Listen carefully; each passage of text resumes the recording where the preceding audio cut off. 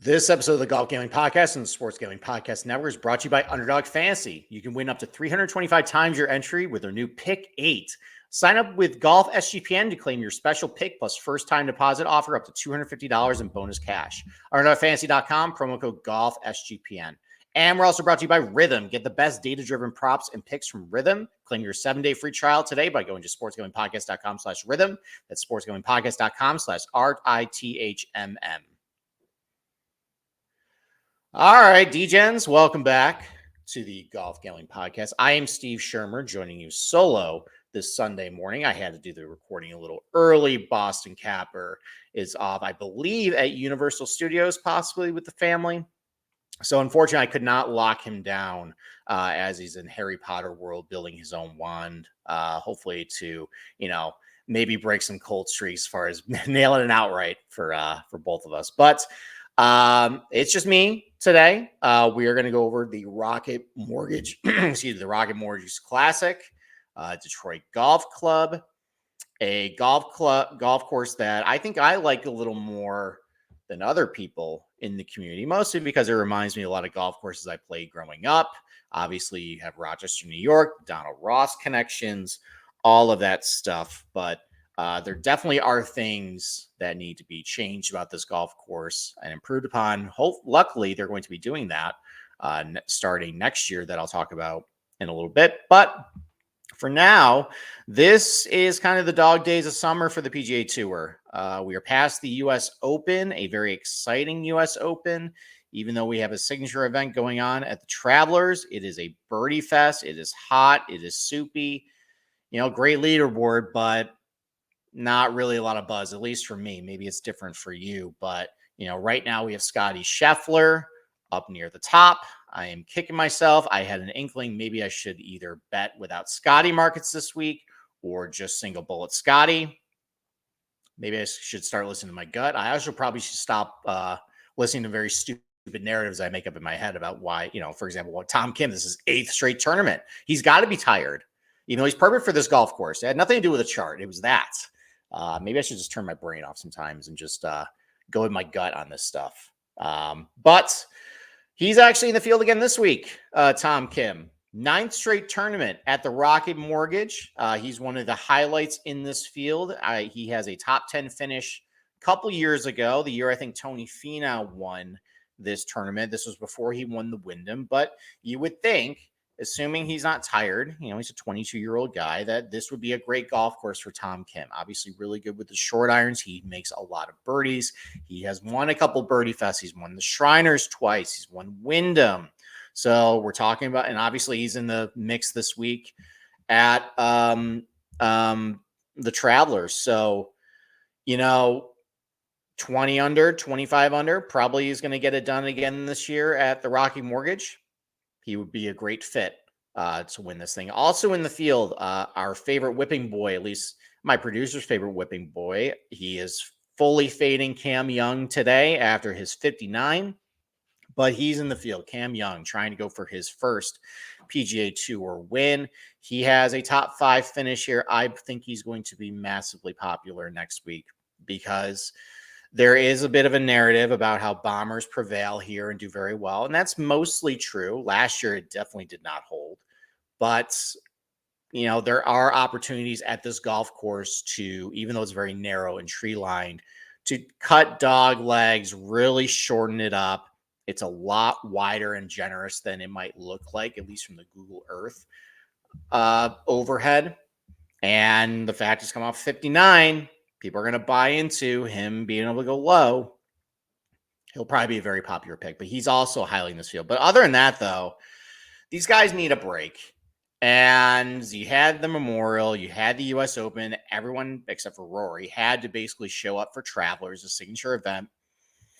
And there's not really a whole lot of meaningful golf between now and the Open. And guys are going to take their summer vacations unless they have some sort of sponsorship commitment to go here. And the rest of this field, it's pretty weak. You got Akshay Bhatia, pretty good young name, but, that's probably the 3rd best player in this field. You got Will Zalatoris, who showed a little bit of promise at the Travelers in the first round, really faded badly. But other than that, though, Your best player is Minwoo Lee, who I also expect to be very popular this week. Everyone loves betting him. Makes a lot of birdies, big bomber. I definitely can see guys getting behind him. Steven Yeager here as well. Robert McIntyre, Ricky Fowler, who was the bane of my existence last year. They'll go over when we talk about the 18th hole. Alex Noren, Taylor Pendra, Taylor Moore, Ryan Fox, who I got a little bit of interest in this week, I think. Ben Griffin. These are the types of names that are highlighting the field. And just going towards the back end of this field, we're filling it out with guys like Jimmy Walker, Martin Trainer, Harrison Endicott, Scott Gutschowski, who isn't even he doesn't even have his PGA Tour card. The exemptions that they're dipping into is actually from the DP World Tour Corn Ferry Q School reshuffle at this point, and for guys who just don't have their card. You got Bud Colley, major medical here. Michael Torbjornson's in this field, though, the talented rookie who just turned pro at Travelers. I remember Ludwig last year played here and played very well the first two tournaments. Actually, was one of the reasons why he got his Ryder Cup spot. So maybe Michael Torbjornson can do that. But otherwise, though, a lot of kind of crap in this field. Sorry to say that. Sorry if that offends people, but this is not a very strong offering. It's going to be this week and next week. Very weak tournaments. But then we end up getting the Scottish Open. Then we end up getting the Open. And then the Olympics, which I'm actually, I think, a little more excited about than our people. So, yep. So that's the field. Not a lot of star power. I would expect the golf tips chart to probably have Cam Young and Tom Kim and Akshay, Minwoo, probably Taylor Moore, probably on that list as well, even though he's not playing all that great at the Travelers. He's done very well at Rockies Mortgage for a lot of reasons that we'll talk about in a little bit. So I would expect probably a lot of popular names to be, touted this week.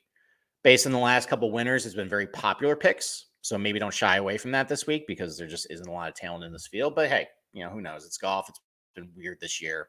We'll see what happens. So why don't we take our first break? And then I will show you Detroit Golf Club, show you what it's all about. If you've never seen it before, or just kind of forget. And we will do that right after this short break. But first, we're going to talk about Underdog Fantasy. And Pick 8 is now live on Underdog Fantasy. You can create entries with up to 8 picks, and Underdog will automatically double flex your entries so you can miss up to 2 picks and still win your entry. And that's very useful in golf with how variable and unpredictable it can be. So gives you a little bit of a wider margin to maybe miss a pick or two and still make some big money over on golf. And with more picks to make, there are extra ways to win, and the excitement is higher than ever. And the best part, you can win it up to 325 times your original amount. So you can use your specials and boosts on all your flex plays. So if you put one together for the Travelers, hopefully it was on guys making a lot of birdies, because that's what everybody's doing at this so-called not obsolete golf course anymore because they added a couple mounds and tightened a couple of fairways. So don't miss your chance. Try it out before it's gone. Sign up today using promo code GOLFSGPN to claim your first special pick plus first-time deposit offer up to $250 in bonus cash.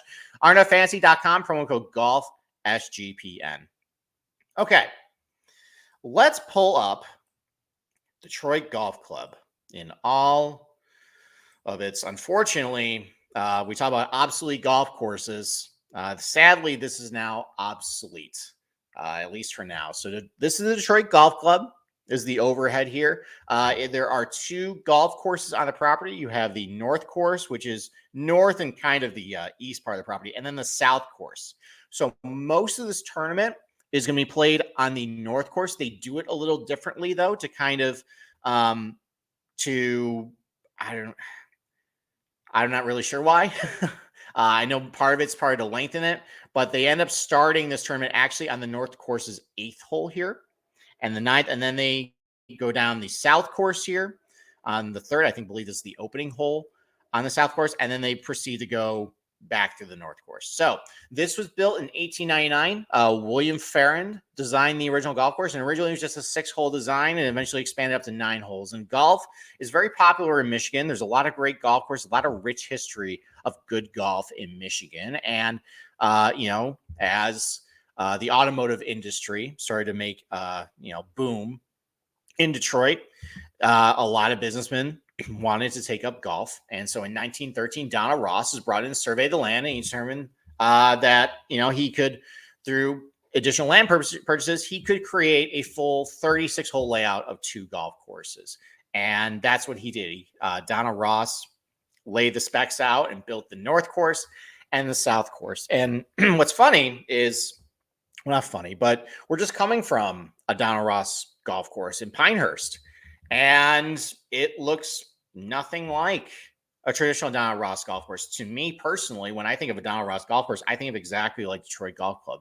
Parklands, narrow, tree line, very linear, very classic, small greens, slope back to front. And that's not what we got at all at Pinehurst, but that is what we're going to get this week at Detroit Golf Club. And so starting off here, let's go to the first hole, which is actually the 8th hole. Very short par 4 to start, 397 yards. And this is why, and I think Bryson made a quote a couple of years ago about why he was just lighting this place up when he won this. And he actually apologized to Donald Ross, but he can just hit it over all the bunkers. And this is a great example why the first hole here. There are 2 fairway bunkers over here, which, classic Donald Ross bunkers, with the flat bottoms here, the grass faces, looks very much like it, but it only takes a drive at 267 to carry. And once you carry over this bunker here, it's supposed to bottleneck here at about 25 yards. Once you carry this bunker, though, over on the left, fairway winds up a little bit to about 35 yards. And, even though it's very tree lined here, if you clip a tree, it's probably going to come straight down. It's not going to go in really bad directions. So, some guys, especially longer hitters, like playing tight, narrow tree line golf courses like this because it kind of narrows their focus. It gives them good aiming points. Also, a lot of opportunities to kind of cut dog legs as well. And as you can see here with these 2 bunkers, if you just carry over it, the golf course really widens up. And especially when in the summer, when it's really hot, turf can be kind of firm. We're getting some rain here this week, but overall in the Northeast in New York and Michigan, hasn't been a ton of rain. Ground's pretty firm. Ball's going to roll a lot. So, but this is what part of the reason why his golf course, unfortunately, can just get overrun every single year is because there really isn't a lot of adversity off the tee. There's no water hazards. Again, these bunkers can easily be carried. If you clip a tree, it's going to come straight down. And even if you have 4-inch bluegrass rough, these greens, let's zoom in here, they open right in front. And, they're traditional Donald Ross greens. They slope pretty severely from back to front here. The back of the green is about that 650 in elevation. Front of the green is about 646. So about 4 feet, 3 feet, 4 feet in drop, basically with the slope here. But you see how it's open in front. So even if you're in the rough, you can get out with a, and then you should be relatively okay. So that's the first hole here. And honestly, I don't really need to go through a lot of the rest of the holes here because they look very much the same. Second hole, same story. I'll flip it around over here. Again, you got, tight tree lined, 35-yard fairway. And there's a couple bunkers over here, but it only takes a drive about 250 to carry it. So guys are just blasting over everything. You got a center line bunker that if you really are going to get a hold of it, you could potentially run into. There's another bunker over here about 350. But otherwise, though, if you just stay short of everything, you're going to set up, a wedge into the green again. And even if you're in the rough, again, same story. Everything's really open up here. This is very flat as well. You're not going over hills or mounds or anything. You can bounce the ball up to the green towards the front here. And if the pin's in front, great look at birdie, even if you're in the rough. So there just isn't a lot of defenses to this golf course. I personally this is the type of golf I grew up with. Obviously, there's a lot of similarities, at least in the layout of it, to Oak Hill up here pre Andrew Green renovation. So I sympathize with a lot of this stuff. One of the things I like about this golf course too is, Donald Ross always creates a very good set of par threes. Usually have a lot of variety to it. And, the Detroit Golf Club has, a good variety of par threes. So there's two short ones. This is one example here, the fifth here. And this is a pretty classic Donald Ross green here. You got fall offs on all sides, kind of a tabletop green here. This reminds me a lot of the fifth hole that they created at Oak Hill. The green is a lot less complex to it, but there's still, some pretty good undulation to it. Very small target.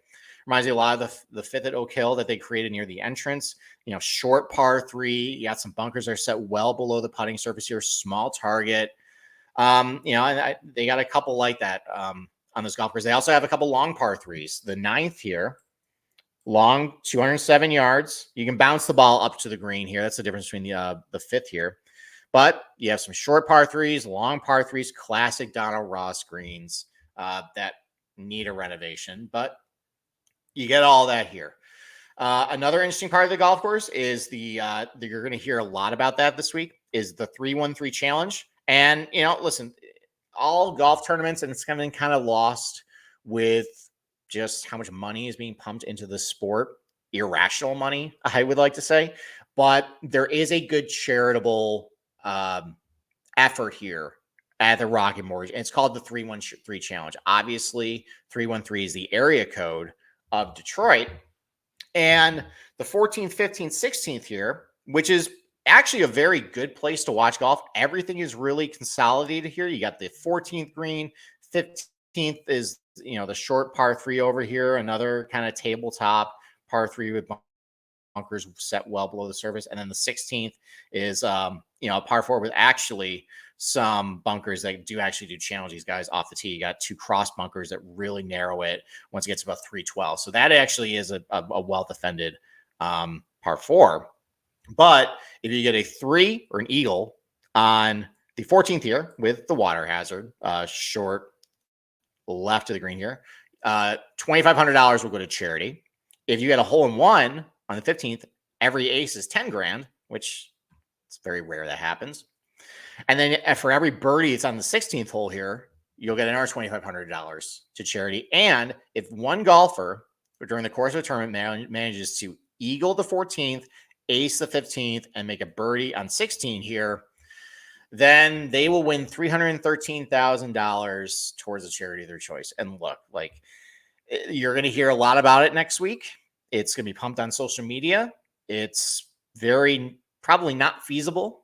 I think listen to some other podcasts. There are maybe some shady elements towards maybe the people who are running this effort, but the intention of it is good. And anytime you're going to get a challenge that puts money into charities' pockets, it's all good. All right. Then you got the 18th hole. The bane of my existence. And this last year, and I've made reference to this tournament a couple times since then. This was my worst outright loss, my most devastating outright loss ever, is what happened last year's Rocket Mortgage. And last year around this time, if you remember, Ricky Fowler was starting to play pretty good golf. He did really well at LACC. He was getting a bunch of top tens, hitting the ball really good. Obviously, he has his Rocket Mortgage connections. And you just had Narrative Street just all week that this was Ricky's time. He's going to win. It's Mr. Rocket Mortgage. 15-1 Ricky Fowler, who never wins golf tournaments. That's a great bet. And everybody bet Ricky.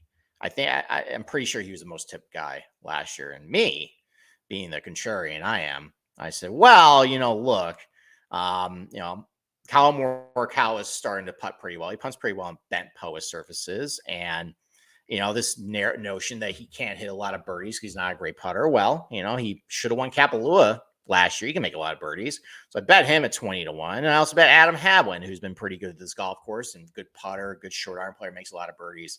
So I was on Morikawa and Hadwin, was not on Ricky. And I was a little annoyed through most of Sunday to start because Ricky had a lead and it looked like he was going to win. But then just Ricky's typical Sunday choke job just comes rearing back. And he starts bogeying and parring down the back nine. Meanwhile, Adam Hadwin's starting to make a charge. Morikawa, I think, had a Sunday 64, really charging up the leaderboard. And I was feeling pretty good. It was looking like Morikawa and Hadwin go to a playoff. Obviously, having outrights on both is pretty great. And then Morikawa hit one to about 18 feet on 18 here. And he had a big breaking left to right putt, but he would putt really good all day. And I just had this feeling like this is going to go in and he's going to win the tournament. And the putt lipped out. So he tapped in for par, got in, I think, 24 under or so. You also then have Adam Hadwin, who had just birdied the 17th here to move to 24 under as well, tie for the lead. And you had Ricky just, I think, one back at this point, but he was leaking oil. He was looking pretty bad. So you come to the 18th here, and it's kind of a split hole. It's split by this ditch that runs through the middle of the hole here, and you don't see it over on the right here, but all of this in regulation, Ricky sends his tee shot. It wasn't very good. He overcooked it a little left here, but he was bailed out because there's a lot of thick rough here, and just ended up here and stopped short of going in the ditch, which would have been, he's not getting out. He's not making birdie. But it ran to the rough here. The ball was sitting up really good. So he got lucky there. And then he hit his about 11 feet. He hit the putt, got in the playoff. So I'm already starting to feel annoyed. I'm like, okay, I got Morikawa, I got Hadwin, but still feeling pretty good. It's Ricky Fowler. What can you really do?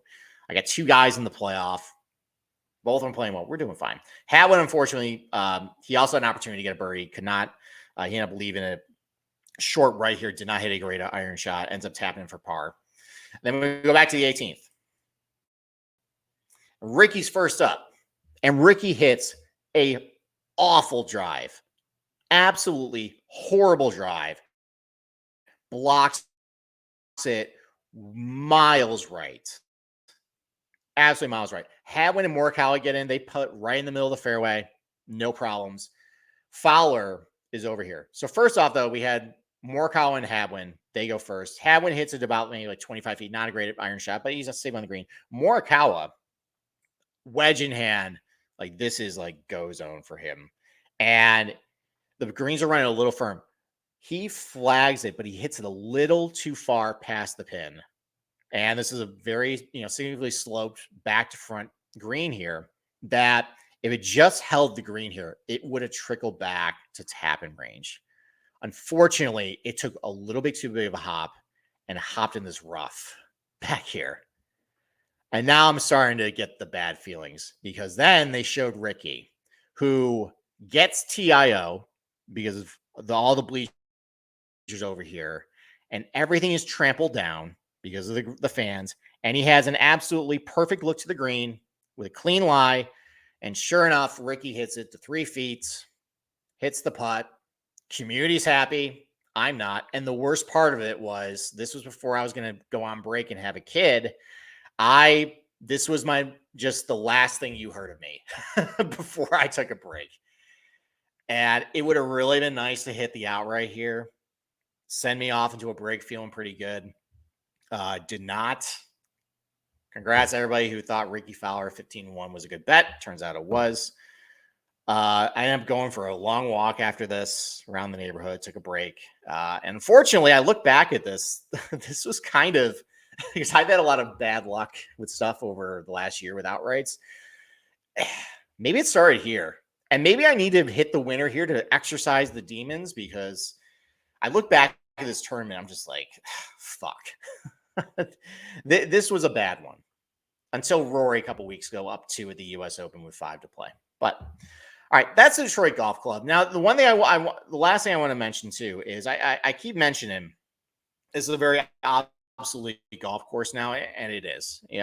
They need something done. Well, fortunately, starting in 2025, they're going to renovate the golf. Well, not renovate. I don't know exactly what it's called.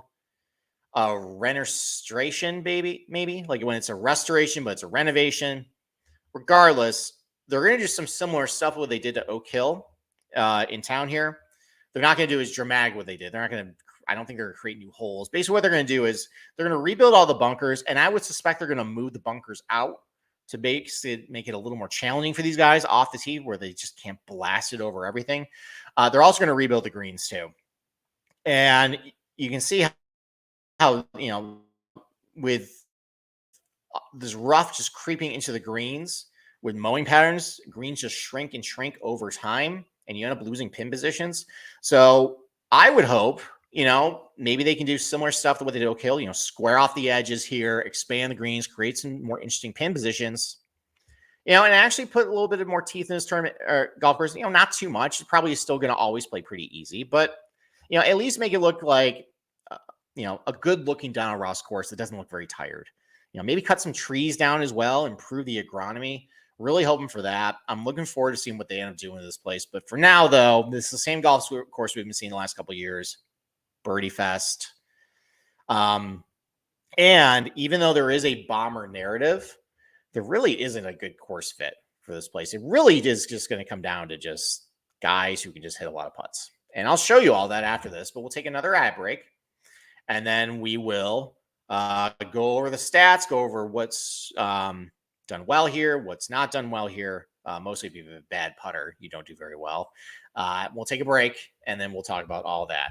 So let's talk about rhythm, though. If you plan on watching the Rocket Mortgage Classic next weekend, then you need to download Rhythm. Rhythm's golf features make it easier than ever to find the best betting opportunities for the Rocket Mortgage Classic by letting users create custom betting models and instantly see bet recommendations for outright winners, top 5, top 10, and top 20 finishers. Rhythm presents these bet recommendations in a menu-like format, making it very easy to see where your models agree and helping you feel confident in your betting decisions.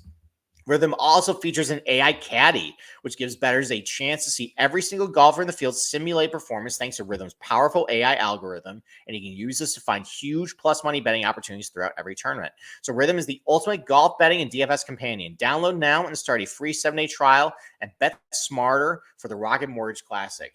Claim your 7-day free trial today by going to sportsgamblingpodcast.com/rhythm. That's sportsgamblingpodcast.com/RITHMM. Okay. Let's get rid of Google Earth. Let's get rid of that. Let's go to the GCSAA tournament fact sheet. Always love starting here. This gives you a little primer about the yardage, greens, agronomy, all that stuff.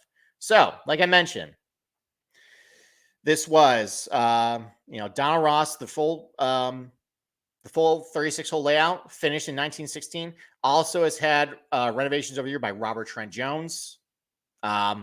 Not a surprise. A lot of Robert Trent Jones golf courses, there are parklands in the Northeast, very narrow, thick, rough, tree lined. This looks a lot like that. And then, a couple other, other touch ups from a couple other guys over the last years. And then Tyler Ray next year is going to be doing the renovation. So looking forward to that.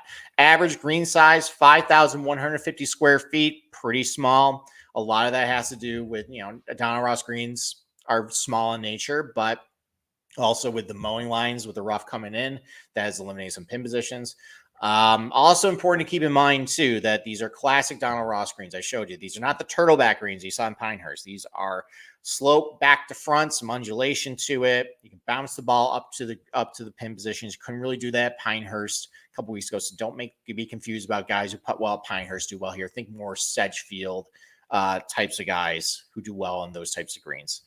Very similar design greens between Detroit Golf Club and Sedgefield. 7,370 yards, par 72. But as I kind of showed you, with warm air and the opportunity to kind of cut some dog legs, you can really shorten up this golf course a lot. So as a par 72, just under 7,400 yards, not all that long either. So, definitely not one where a shorter hitter is just dead from the start, even though, you got some thick rough. These guys, this is very manageable. As far as agronomy goes, the greens are a bent POA mix, just like last week at the Travelers. Now, one thing I want to talk about, though, and this will be in my preview article, is was a great video series that I think I think they were called the Course Reporters, and they were doing a series of videos of golf course previews in 2019. They did a really good job, and it was just total golf nerd stuff. They would talk to the superintendents about course setup, agronomy, uh, you know, how the greens are constructed, all of this stuff. It was really a lot of useful information, especially for a guy like me. And they stopped doing the video series for whatever reason. I'm not really sure why. I was hoping it would start to come back, but the channel's dead now. But they actually did one for the Rocket Mortgage. And the one thing they were talking about with the superintendent was, yes, it's a bent POA mix, but these greens are mostly POA. I think it's 80% POA, they said. Now, it's not quite the POA that you see in the West Coast, but anytime you're putting on POA surfaces, it is a little more difficult, and the ball doesn't roll quite as true as they would on a regular bent grass surface. So that's something to keep in mind. And actually, it kind of bears out in the stats that I'll show a little later that these greens are not all that easy to putt on. I guess that's the defense, quote unquote. But these are bent POA greens. Definitely more POA though in composition. Collars are also bent POA as well. Approaches bent POA. Rough, it's a bluegrass mix, 4 inches, but because the mouths of the green are open and the golf course is very flat, if you're in the rough and you got a relatively decent lie, you can bounce the ball up to the front of the green pretty easily. So there's not much of a penalty for hitting it in the rough I'll show you in a little bit. It's actually one of the lowest penalties for hitting it in the rough for an offline drive. So, but I think that's the big reason why is that even if you were in 4-inch rough, you have an opportunity with a relatively short iron, bounce it up to the green and be perfectly fine. Let's go to the course table here. One of the easiest golf courses on the PGA Tour. Average score, relative par is about -2. Last couple of years, last year was -2.3, -1.7 in 2022. Played about 200 par in 2020. And just, compared to just other golf courses, they're really easy. So here's Detroit here. Cays Valley, Trinity Forest, TBC Deer Run, Austin Country Club, Sherwood Country Club, Kapalua, Craig Ranch. So a lot of birdies are flying around at this place. It's not as easy as the Summit Club, which is 3 under, it's probably going to play just as easy as Travelers this week. I think the average score is like -2.2. Wouldn't be surprised if we're going to see something similar as that this week, but very easy golf course, a lot of birdies. If you look at just the difficulty of the par 5s, 4s, and 3s, I think this out of 90 or so golf courses, it's 65th most difficult. So about the 25th easiest for par 5s, about the 10th easiest for par 4s, 12th easiest for par 3s. So just not a lot of adversity and challenge for these guys. I'm hoping I mentioned this earlier. I'm hoping the renovation really improves a lot on the difficulty of the golf course. Probably not, but anything you can do to make it a little easier. Let's talk about the different categories, though. I mentioned very easy tee to green golf course. Off the tee, not a lot of adversity, not a lot of challenges because there's no hazards. You can carry a lot of the bunkers. You can shorten up the holes by hitting over the trees. If you hit it to certain lengths, it really widens the golf course up. It's usually pretty warm here. No water hazards, as I mentioned. And this is one of the easiest golf courses off the tee.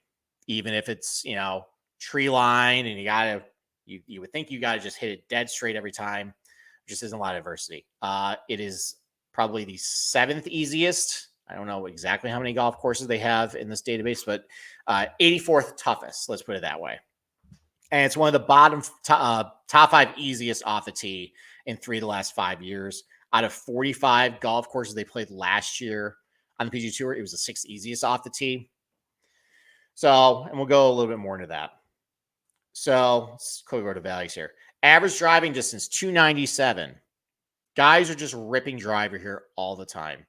And at relatively high fairway driving accuracy rates too. Last year the field average was 67%. That it was the 5th highest clip of fairways hit. So even though 35-yard wide fairways, trees, you know, these guys are still hitting fairways a lot here.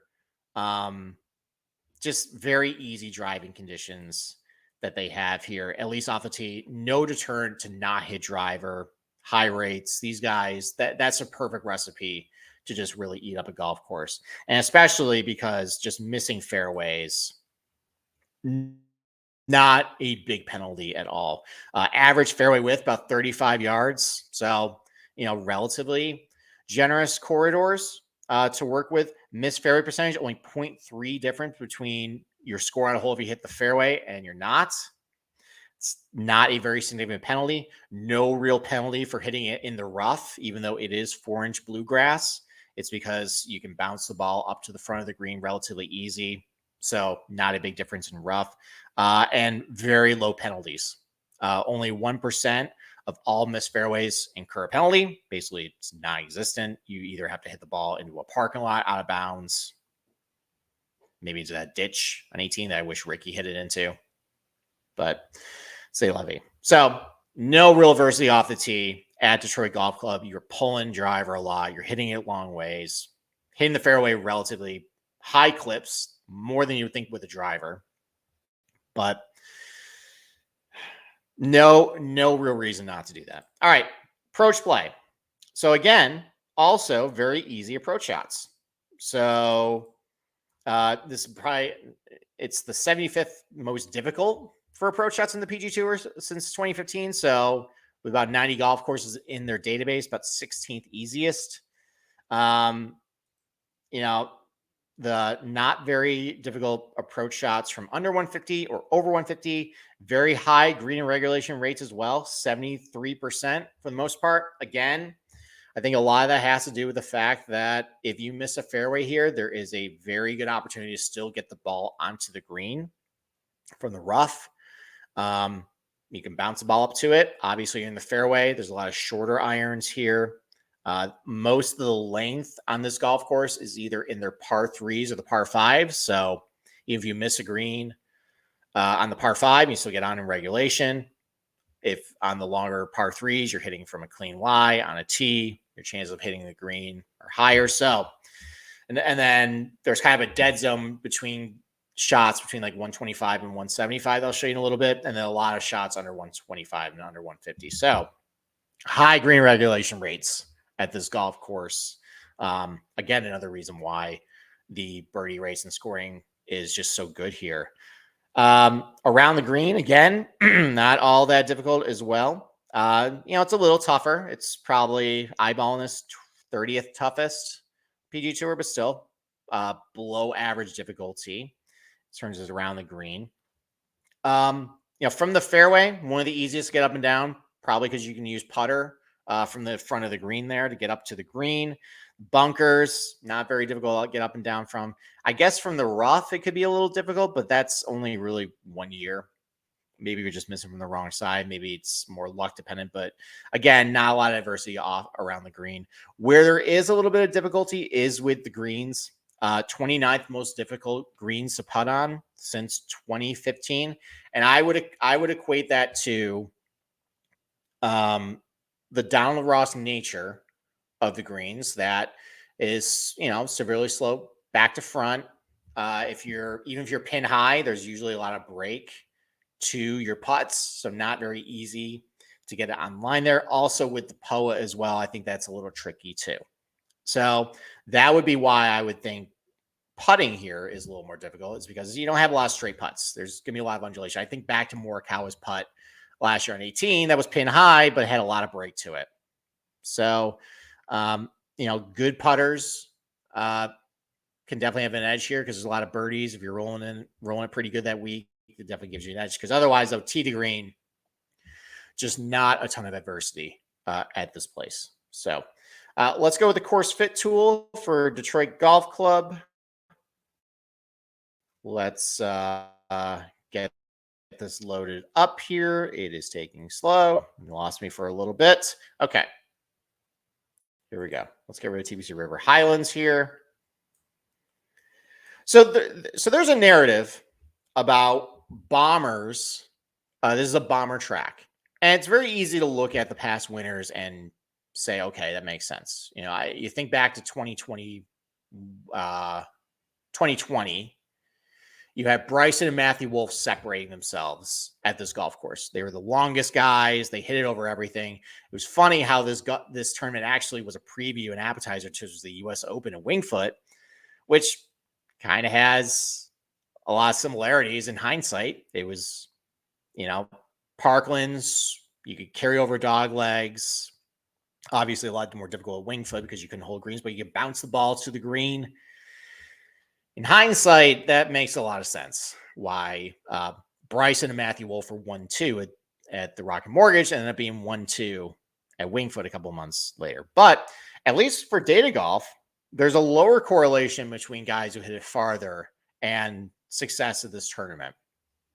I think it's because, it just isn't very challenging off the tee. If you are a shorter hitter, even if you hit it into the rough, you have a very good opportunity to get it into onto the green. There's a lot of shorter irons. I think there's just a lot of things about Detroit that shorter, more accurate hitters tend to do a little better than bombers, short game, wedges, all that stuff that give them an edge here. So that's why I think, this whole distance thing, well, obviously distance is a big edge everywhere. And some winners have had a lot of length. You still have your Nate Lashleys who have won here. Adam Hadwin was in the mix last year. Morikawa was in the mix. You definitely have your shorter hitters still doing very well at this tournament because there just isn't a real penalty for when they miss. So, and they're hitting it the fairways at very high rates. They just hit the ball very dead straight. Everything is very dead straight here. The bunkers are not in play for them, even for the shorter hitters. So, there just isn't a big correlation with driving overall. Same thing with accuracy either. That's where your bombers come into play. There's no penalty for them to miss a fairway. It's relative. They can shorten up the golf course. So, not a lot of correlation there. And even with iron play around the green and putting, there is a lower correlation to success in any of those areas than the typical PGA Tour setup. And actually, if I do click this relative importance, it basically shows that nothing matters here. Nothing is correlated. There is no course fit. Like, this toggle basically makes everything even. Everything is just below average. So you could have a bad iron player here and do very well. You could have a guy who isn't long and do very well here. You could have a guy who's a bad putter and they still find success. So, it just kind of speaks to how this golf course just really challenges these guys. Any professional, these guys are really good. And any professional will go out and make a lot of birdies at this type of golf course. And it doesn't really matter who you are. So the fact that there's not really a whole lot of difficult tee to green conditions, it really shrinks the gap between the best players and the worst players. So it's kind of why you get a skill set model that looks a little bit like this. Let's go over some levers, and this kind of, I think, actually shows how there is a lot of parity at Detroit generated. So let's go back to the results page here. Let's get rid of a couple windows because this is running slow. This is annoying. All right. Come on. Here we go. Okay. Last year, you had Ricky Fowler, Adam Hadwin, Morikawa at 24 under in a three-way playoff here. Two relatively shorter hitters. Ricky's got a little bit of pop, but I wouldn't describe him as a big bomber, just kind of a well-rounded player. Lucas Glover, shorter player. Taylor Moore, bomber. Peter Coos, bomber. Adam Shank's got a little bit of pop. Justin Lauer, shorter hitter. Brian Harmon, Alex Norman, Peter Malnati, Steven Yeager, who's starting to bomb it. Aaron Rye. A lot of different types of guys here. You got some bombers. You got some shorter players. Not a lot of consistency as far as the type of player you're looking for this year. 2022. This one, I think this is where the bomber narrative came out. A lot of big hitters did very well. Finau, Cantlay, Pendrith, Young, Yeager, Moore, Wyndham Clark, Scott Stallings. A lot of length on this leaderboard. Sure, you had your Tom Kims and Spawns and Russell Henleys, you know, Troy Merritt, Siwoo. Those guys, they can do pretty well here, but this is where the bomber narrative came to existence, and then the next year just completely kind of shattered it. Like it was kind of all over the place. 2021, this one was a little bit more all over the place. You had Cam Davis, bomber, wins it. Troy Merritt, short hitter. Neiman, longer hitter. Noren, short hitter. Leviota, short hitter. Bubba, big bomber. Brand Hagee, big bomber. Seamus, kind of a shorter hitter. Kisner, Mark Anderson, Sung Jae. Again, a little more diverse leaderboard. Not a big consistency here. 2020, again, another bomber year. Bryson and Wolf just completely separate themselves. But behind them, Kevin Kisner, Ryan Armour, Danny Willett, Adam Hadwin, Terrell Hatton, Webb Simpson, Troy Merritt again, Sepp Straka. The bombers separated themselves, but right behind them were a bunch of short, accurate players. And then in 2019, you had Nate Lashley, who won this thing by like a billion strokes. He won by 6 over Doc Redman, back when Doc Redman was a thing. I've wasted a lot of money on Doc Redman in my career. That's how long I've been doing this. Rory Sabatini, Wes Roach, who I barely know, Ted Potter, Brant Snedeker. So overall, with the winners, length has generally prevailed. I mean, Ricky Fowler had some pop. Finau obviously has pop. Cam Davis has pop. But as far as positionals and DFS, definitely don't rule out your shorter hitters because they can find success here because it just isn't very challenging tee to green. They're not going to get punished if they miss a fairway. They generally are pretty good putters for the most part. And then let's go over to last things here. Let's go over the proximity chart and just how guys separate themselves. So last year off the tee, not a great way to separate yourself. And when you have a golf course that's driver heavy, not very penal off the tee, high driver accuracy rates, you're not going to separate yourself with distance. You're not really going to separate yourself more than you would with, hitting more fairways. Hitting fairways is more important than distance in this place because there is a little bit of a penalty if you just are spraying it everywhere, but it's not all that extreme. Basically, last year was if you had a great iron week and you had a great putting week, then you generally did pretty good. And you can see that here. Not a ton of strokes to be gained off the tee, not a ton of strokes to be gained on the field around the green, but a lot of strokes with your approach, a lot of strokes with the putter. When you get 67% driving accuracy rates and guys hitting at 297 with 73% green regulation rates, that's how you get essentially with a lot of shorter irons. That's how you get kind of a wedge mid-iron putting contest. In 2022 as well, you had a little bit more similar story. Fairways were more important to hit this week. Maybe it was playing a little firmer. Drive accuracy rate was only 62%.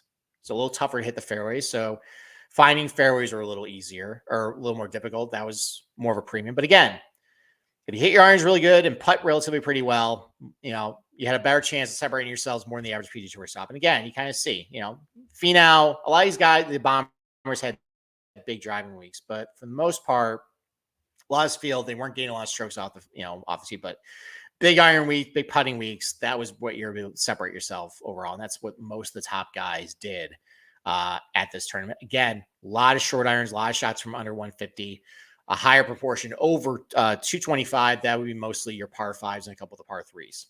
It's not going to be on your par fours. Those are relatively short. So in 2021, this tournament was basically, kind of scrambling and putting affair, even though, drive accuracy rate was 68%, 72% green regulation rate. I'm not really sure how this came about and why it was a little tougher. Maybe it was a little firmer, but again, though, irons and putting is basically the most important thing, like most PGA Tour events, but that's the most important thing this week. A lot of guys had big putting weeks towards the top of the leaderboard. So basically, if you putt great, you did pretty well. 2020, this tournament, even though Bryson and Matthew Wolf won, it was actually more important to hit fairways that week. Kind of shows with some of the shorter hitters that were behind them. Again, though, big putting week. So That's really what's going to come down to this week. I know I went 50 minutes. I can't believe I went 50 minutes. I thought this was going to be probably a 30-minute podcast because, like, I just spent 50 minutes talking about how there really isn't great prototype fit for this place. You can be a short hitter or a long hitter. Doesn't really matter. Tee to green, it doesn't really matter here. The green's going to be kind of difficult to putt on. It's going to be a birdie fest. If you basically just look at guys who are playing relatively well lately and look at guys that make a lot of birdies, if you just use that as your betting card, you're probably going to do pretty well this week. That's probably what I'm going to do. I'm going to look at guys who, tend to hit their shorter irons pretty good, make a lot of birdies, maybe do kind of well at some of these other big low scoring events. That's really it. That's all there is to it. I can't believe I went 50 minutes for just to come to that conclusion, but that's really what it is. There's no real secret sauce to this thing. Unlike some other tournaments where like you really got to focus on one particular thing. This is just 24, 25 under is going to win. Whoever gets a hot putter is probably going to win. That's really about it. So, all right. So that's the show. Thank you for joining me. And thanks for putting up with 51 minutes of talking about the Rocket Mortgage, a big birdie fest. If you haven't done it already, please subscribe to us, the Golf Gambling Podcast, on Apple or Spotify. Give us a review, by the way. We haven't gotten a lot of reviews lately. Leave a review. It helps us out if you do that. If you haven't done it already, also subscribe to our YouTube channel. Obviously you see a lot of the visuals that I use for this. I try and do a good job talking about it and speaking what I'm showing you in spoken word if you're not watching on YouTube, but obviously watching on YouTube helps a lot. And subscribe to us. We give a lot of free content. Go follow us on Twitter. Go follow us on TikTok. And with that, we'll be back on Tuesday, Boston Capper and I, for our last show until we go on a little break. We usually take the 4th of July off, kind of recharge the batteries. It's John Deere after this. But we'll do our betting show. Hopefully we can get a winner at this thing. I can exercise some of the demons I have at this tournament. And we'll go from there. So thank you for listening. We will see you on Tuesday night.